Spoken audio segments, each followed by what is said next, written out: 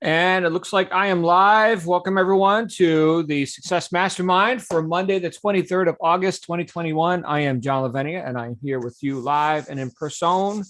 A lot of great stuff going on this week and for our members. And so let me go ahead and do some housekeeping here real quick. Of course, this is our general session, which we also broadcast to the public. So those of you seeing me live on YouTube or recorded on YouTube or however you're getting this transmission, Facebook, whatever. Glad to have you here as well. For our members, we are at 3 p.m. Eastern U.S. time today having our e-commerce work group with Emma and Neil. That is always a thrill for those who are thrilled by such things. They get together and talk shop, really good stuff. And then also tonight at 9 p.m. Eastern U.S. time, we are going to cover 3 more chapters of this book right here, which I haven't read in at least a decade, and going through it again has been a real treat. So Working with the Law by Raymond Hollywell. Our book study groups are also publicly broadcasted. In fact, you could, if you want to participate and have a voice in all this, you could either get a membership at jlsuccessmastermind.com or go to jlsuccessmastermind.com/books and go ahead and just sign up for the book study group. So that is open to you. If you're into personal development, philosophy, entrepreneurship, success, psychology, that sort of thing, that is there for you. I think, well, I'll tell you what, the whole point of even having this group is that we get this conversation of success into the minds of more people, right? I think the world's got plenty of victims. We could probably use some people who aren't, right? Who are getting it done. People like Lindsay Dollar England, people like Edward Mosley, and Daisy Fabregar and Linda Landry and all my awesome friends who show up here. So anyway, yeah, we'd love to have you in that conversation as well. I'll tell you what, well, actually, it's going to be my topic for today. The idea of, study and learning and seeking, wisdom and all that is not new. Okay. But for some of us, the idea of actually applying it into common hours, into our daily lives, is a little bit new and a little bit uncomfortable. And so that's what I wanted to kind of bring up for you here today briefly, and then maybe we can have a few comments from people who are tuning in live. Hey, Emma, good to see you. I just announced your e-commerce work group this afternoon. But one of the things that I was reminded of while going through a few chapters of this book, one chapter in particular that we're reviewing tonight is actually the law of attraction. I know that has become a bit of a catchphrase, and everybody talks about the law of attraction. Well, it's just one of the laws that he talks about in this book. But one of the things that he talked about in this chapter was that we have to appropriate, if we intend, to work with the law, or the law to work in a way that we would like it to, because the law always works whether we like it or not. Okay, we attract all kinds of stuff whether we want them or not. But one of the things that he talked about was getting our attention really focused on that which we want with expectancy. It's one thing to desire a thing; it's another thing entirely to expect it, and that comes through the quality of our attention. An example that he gave was the cat intent on catching the mouse when the mouse reveals itself. Okay, the cat is focused. The cat has attention on this area where mice could appear. Okay, and the cat expects. Now, it's not consciously thinking this to itself. In fact, it's arguable if cats think anything, But the cat has expectation, and because of that, is expending or investing energy and attention in this area where it expects a mouse to be. If no expectation, then no attention, right? Just go about your business, drink your milk, do whatever it is. In fact, I could tell you, I think I've told you this story before. Back when I was a diesel engineer on a tugboat fleet in New York Harbor, we were docked out of Staten Island, New York, which is one of the 5 boroughs of New York City. So anyway, very industrial area, right? Lots of boat yards and yeah. Anyway, all that. Just picture like inner city industry, and we had dumpsters, right, where trash was thrown out and all this, and we had a yard dog, kind of like a junkyard dog, but this was a boatyard dog, and her name was Lady, and we had rats, and the rats would live under the dumpster and eat the garbage and whatever. And lady would at night would do exactly as I was just describing this cat did. She would stand there perfectly still, very, very, short breath, right? And wait for a rat to reveal itself from under the dumpster. And she would kill that rat so fast. And then in the morning, she would have them lined up at the door of the guard shack where there's, the security guard and all this. And there would be, two or three, maybe four, right? And that's, she would get her reward. That was, part of her job, I guess, that she assumed for herself, as she is the official rat killer. What's the point? The point is that you have the ability to put attention, or not. You can neglect this. We're talking about the application of principle, the application of law, working with the law, okay? And not just being the effect of it, not just being the effect, okay? But having some causation in all this. We have the ability to take philosophies like the one we're reading about in this book, and anything else, right? I mean, you may get something in one of these sessions. In fact, I would expect that you do. Okay, that's why we do them. You may get something just walking down the street and observing life. I mean, where does philosophy come from? Philosophy is the study of the basic truths of life, right? So why is that? Okay, well, now we're talking philosophy, right? It may smack you in the face when you least expect it. It's like, oh my goodness, look at that. That just happened, right? Why? And when we ask ourselves questions like this, or when we have things revealed to ourselves by others who have asked themselves questions like that, it's up to us to actually work with it, or do what I would argue most people do, is neglect it, or ignore it, or reject it. We could do that too. Here's the thing. I mean, if a philosophy is not workable, please reject it. Do you see that bear fruit in life, like for real? Or is it just, some platitudes that somebody put on a book to get on a bestseller list, talking about, they got secrets and they got laws and right? The whole point of this is that we can use it to our own profit and to the profit of others. So here's the consideration that I have. Where in my life have I been neglectful or allowed myself to forget, and therefore perhaps become the victim myself? In other words, why aren't things happening for me the way that I would like them to happen? Why am I stalled or stuck or whatever? Well, it has to come back to me, especially if I'm pointing the finger, right? Because victims love to blame, right? So you point the finger, three more point back, right? Okay, great. So who keeps showing up at the scene of the crime? Aha, the guy in the mirror. So it's incumbent upon me to take this stuff, because it is for use, right? The whole idea, of any education is that you can use it, you can have an effect with it. So it's incumbent upon me to put this stuff to work in my life. It is not for entertainment. Sometimes people think personal development is like just some fluffy stuff and, woo-woo or whatever. Yeah, I suppose if it's just entertainment for you, or you're going to get, inspired for 15 seconds and then go back to your same miserable, unresourceful habits. Yeah, it's woo-woo. Doesn't work. I'm here to tell you, and I wrote about this in my first book, that personal development is like, it is not for the weak. This is not for the lighthearted. Self-mastery is the toughest game in the world. And what's the alternative? Go be a victim, go bumble through life like a ball bouncing down the road, not knowing where it's bouncing next. You're not cause, right? You're effect. And I'll tell you what, to the degree that I feel like I've got some causation, some dominion, right? Some control in my life, to that degree, yeah, I'm pretty happy. I'm happiest when I'm in high integrity action. So what does that mean? I've got principles. I've got basic truths of life. I've got things that seem workable, having observed and attempting to apply these things into my thinking and into my actions. And now, because I'm on purpose, I'm going forth and I'm applying principles into common hours. Napoleon Hill, in his classic book, Think and Grow Rich, which talking about allowing myself to forget, I've read this book cover to cover 13 times. Some of you know that. Some of you have read it with me. We went through a whole book study group. It's all on the member site. All the recordings are there. But He said that if you're one of these people that thinks, that riches will come through honesty and hard work alone, perish the thought. It's not true.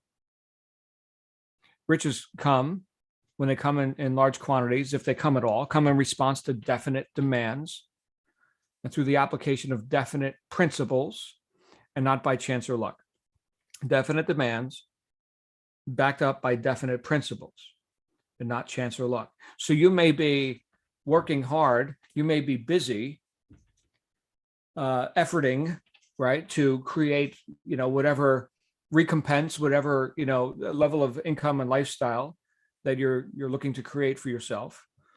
But if we're not focused with purpose on what are these definite demands, okay, that I am here to meet, that I am here to exchange with people who want, these sorts of things, right? And through what principles, right? And he talks about a bunch of principles in the book. In fact, the book we're reading right now, there's a bunch of principles, or what, Hollywell's calling laws, right?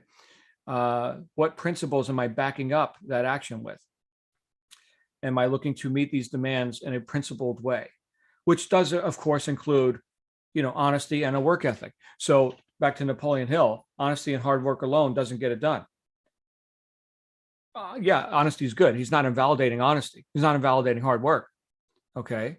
But when we back that up with principles, definite principles, well, maybe we wouldn't have to work so hard at all. Maybe we just work smarter, especially if we're able to recognize definite demands and meet those demands, right? And not be in guest land, right? I'm not sure what to do.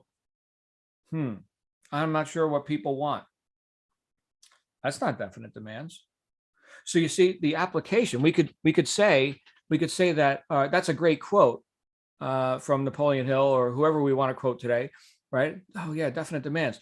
Intellectually, I get that, right? Philosophically, that seems to hold water. That's cool, right? I buy stuff that I demand. I want that stuff. I desire that, and so I am going to give money and get that thing. That is a definite demand. Okay, but can we reverse that, and can we put that to use in our life as the purveyor of benefits, of stuff, opportunities, and business and everything that we're doing here? Can we also do that? Let's say you're working a job. Can we also do that with our customer? Who's our customer? The employer, right? So if we think entrepreneurially about this, and there's many examples which we've read. In fact, there was a couple just in this book that we're reading right now, where people have advanced in life because they applied definite principles to definite demands, even though it was, he told a story about the guy on the train. He would work the night shift or whatever he would do, and next thing you know, he's the vice president of the company, and he never had to ask for a raise or a promotion. Well, he was interested. He applied attention, like the dog looking to catch the rat. Okay, attention and definiteness of purpose. It wasn't just lip service. So thinking about that for myself, right? How do I apply this into my own life and with all the businesses that I've got my hands in here? How do I apply that? Well, one thing we could do is survey the scene. And when I say that, what I mean is look at the entire scene and see what's real for the people you're attempting to serve and for yourself, right? What's real for you, and to work with what is, and not just assumptions or what should be, okay, but to really assess the scene and see, all right, here are the definite demands in the marketplace, and here is what I'm willing to do about it. No assumptions on this. And here are ways perhaps that I can leverage. Here, now we go with definite principles, right? Here are ways that I could leverage my effort in a way that could provide more value in less time, and perhaps without me showing up as much as I think I have to because I tend to work hard or something. And I do. I'm saying this from personal experience. And I love my work. All right. So don't get me wrong, but I also like doing other things too. If I look at my calendar today, I could see all these things that I've chosen. Nobody held a gun to my head, that I've chosen to put on my calendar.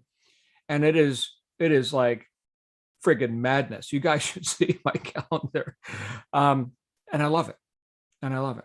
But there's also ways to improve and to leverage that, which is one of the things on my calendar is bringing on an assistant and all these other things that I'm doing. So what's your next step with all this? Yeah, read the books, but see in common hours how you can apply them.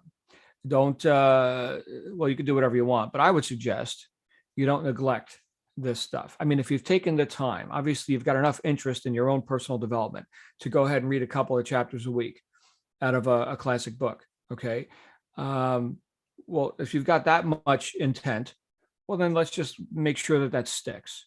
That's all. A lot of people get, this close and then, well, it hasn't given forth fruits yet. So let me go try something else now. This is called shiny object syndrome, by the way, where we get started with something. We're going down this path. Oh, shiny object. Well, maybe I need that secret now because this hasn't, bear fruit yet. So let me go over here. And then you do that. Oh, let's go over here. Oh my goodness. And I'm saying that from experience. Okay. So I've had the, I guess the good fortune of living long enough now that I can see when I do that, and I can say no. I can say no, and I can, like that cat looking for the mouse, right? I can get focused, and until I got that mouse, I'm not moving, right? What's that saying? The fox that chases two rabbits catches neither. I know my friend Adrian, our scholarly friend Adrian, who hosts on, I think he's hosting tomorrow. It's either Adrian or Ivy is hosting our general session tomorrow, but he likes that quote. In fact, he misquotes it all the time. He says, the hound that chases two chickens, or the rat that, so I don't know, but insert whatever animal you want. But I love you guys. And I'm glad to start my week with you here. I want to open it up. So anybody's got some thoughts you'd like to bring up, be my guest. Oh, and by the way, Vegas is on. Thank you, Virginia and Linda. We're excited. We're going to have some fun out there in October. And I know that we just had a meeting in UK. Maybe Ali can tell a little bit more about that. I know she got to meet with was Ego there, and maybe Nicola, and I'm not sure who all was there. I wasn't. I was here in Arizona. But anyway, floor is open. Anybody who would like to talk about how we actually apply principles into our life, please be my guest. Come on out.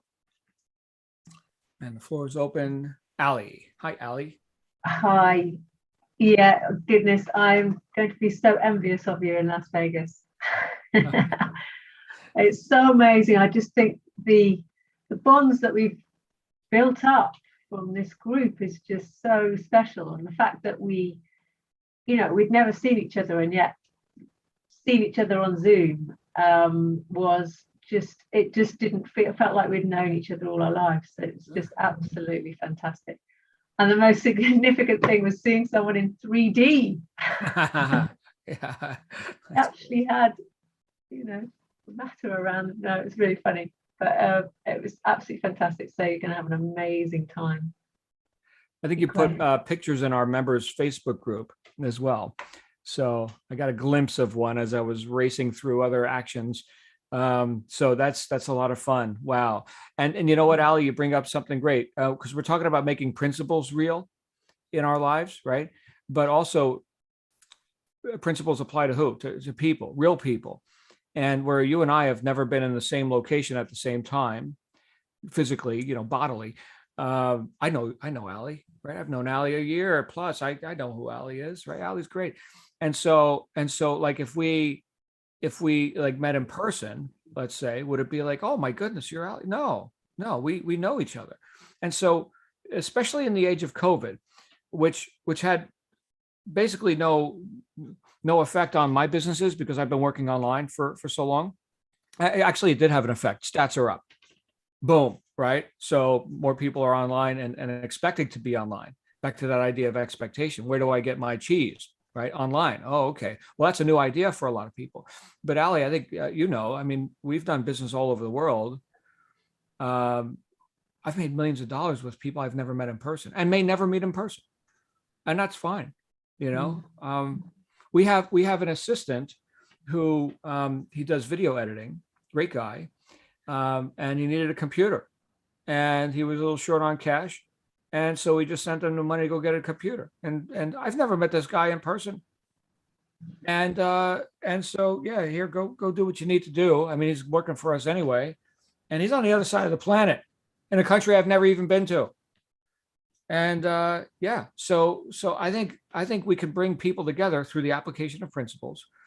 And yeah, I think at this point, Allie, you know who people are, even if you've never met them in person. It's just a beautiful thing that we can do all this. And now, of course, you got to meet a couple of them. You know, the number one reaction that I get from people when they meet me in person for the first time at an event or something, I thought you'd be bigger. Because, you know, here I am with all this, you know, energy and everything. Yeah, I'm like 5'6.5" Italian guy. So, oh my God. But it is true. I think even though, you know, it's all been virtual and through Zoom, it's we have been attracted to each other. I think the universe brings people together, doesn't it? Even online, you know. And when we had so many similar things, so many similar ideas. We actually would say something and somebody else would have been saying exactly the same thing. You know how you have with family. It's just amazing. So yeah, I think the energy of the universe is working always. Beautiful. And yeah, you get to pick your family in this case. So that's kind of cool. Right, here we are. Thank you, Allie. So good to see you, my friend. Great blouse or shirt or whatever that's called, by the way. You got some Om symbols on there. That's cool. I've got an Om on my shelf somewhere over there. Great. Anybody else? I feel like coming out, and we're talking about applying principles into life. Hey, Emma, come on out, my friend. Emma, our host. Sorry, Yes. I've been around for a while. I've been on holiday last week. How was your holiday? It was very good, thank you. Yeah, it was really nice.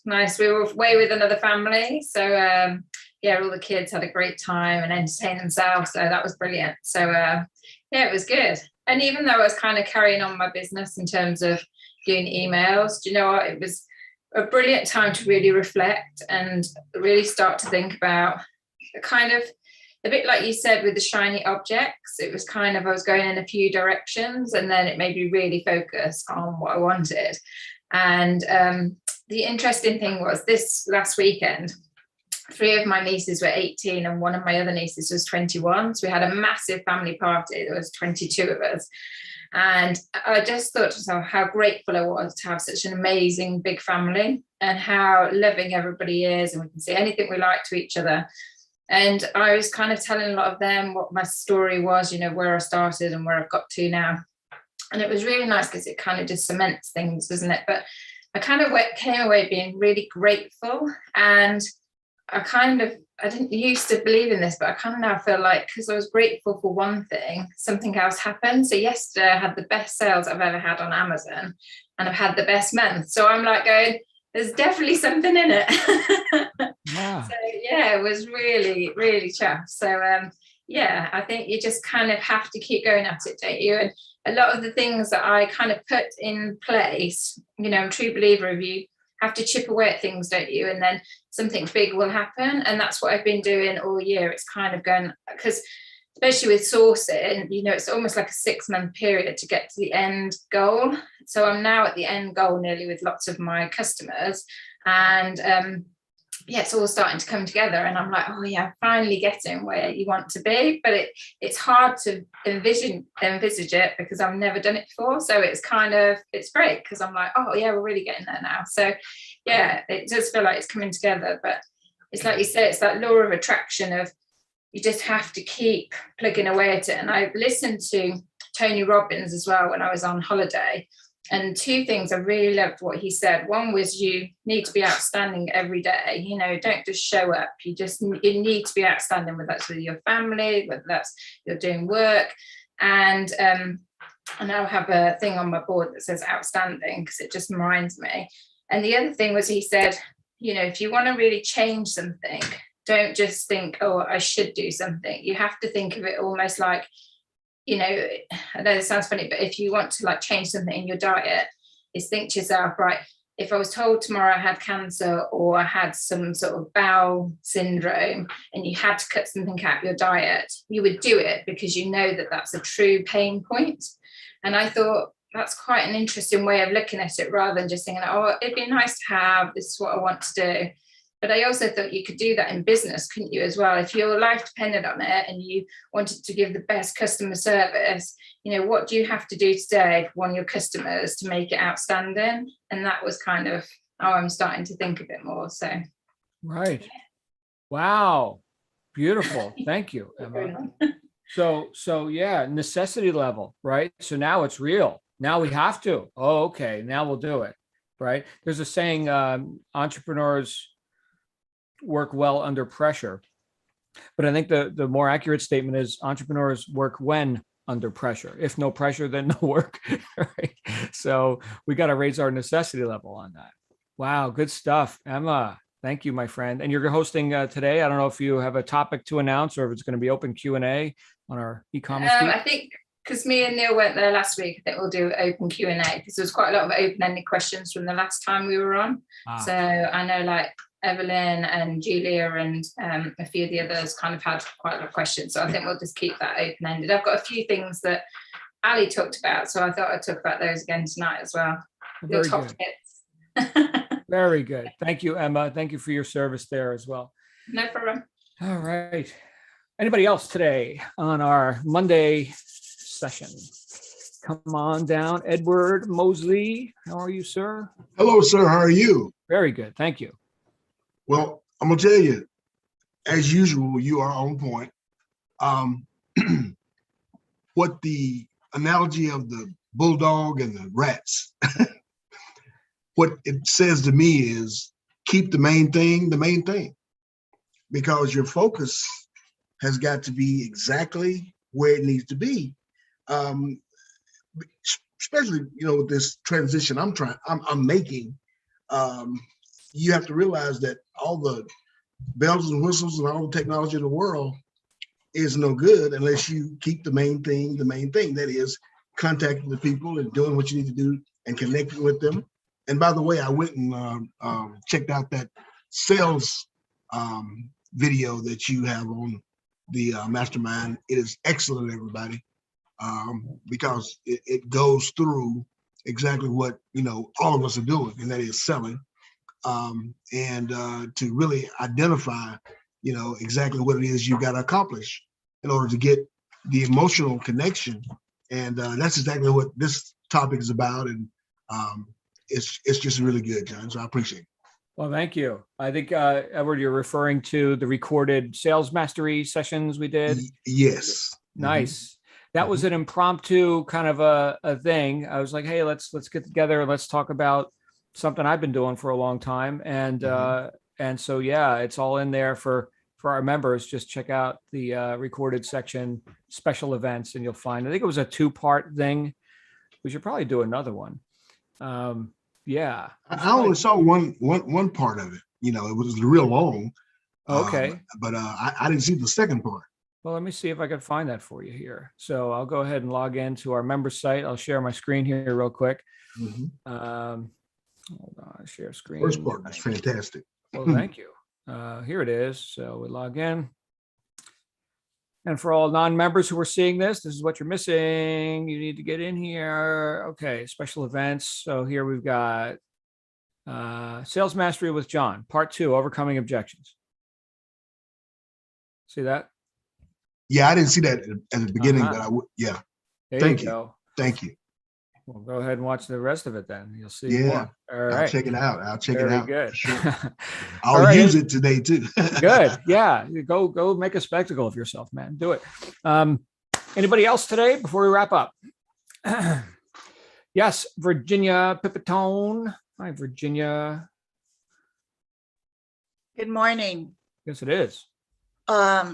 Good evening, good afternoon, where everybody is. So I was just starting to read the book that we're on last night, and It's amazing. I want to have it on Kindle, but I'd like to own it because I want to desecrate it, John. I'm not going to Oh, keep no, it all nice and pretty. I'm going to yellow it. I'm going to highlight it so that I can then flip through and find all those nuggets. The problem is every line of the book is a nugget. I would just be yellowing the whole page. Ah, I was like, wow, this is amazing.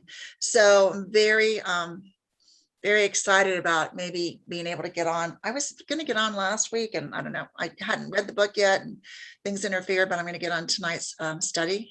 And the other thing is I wanted to talk to the group that is present for a few minutes, non-recorded. okay. We can get together in the hospitality suite after this. Or can we just stop recording when we're done with this and just for 2 minutes? I suppose we could. Yes. Okay, we'll do that. All right. Then So I'm done. stay tuned for that, everyone. It might be some amazing stuff that Virginia is about to reveal. You never know. All right. Well, on my copy of the book, paper copy from Divorce Publications, 1990 or whatever issue. Actually, the lines are numbered. I'll just open it up to any specific spot here. So you see the paragraphs have line. Okay. Yeah, they're Did you do that? no, Or is no, that this the book is came that way? this is the way it came. So so I don't know if it's like verses or what, That's like, cool. yeah, not sure like what exactly are the numbers for. Are they sentences? No, there's multiple sentences there. I don't know. Is there a reference in the back? No, I don't know what the numbers are for, but you can reference paragraph. Yeah, it's Yeah. kind of like, oh yeah, this is broken down by paragraphs. Yes, it's paragraph numbers.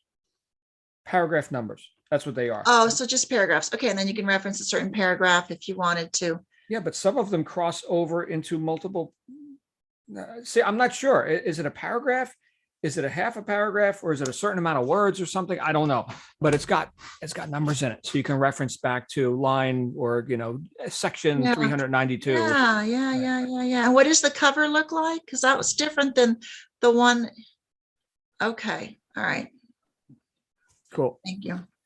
You are welcome. All right. Anybody else before we wrap up?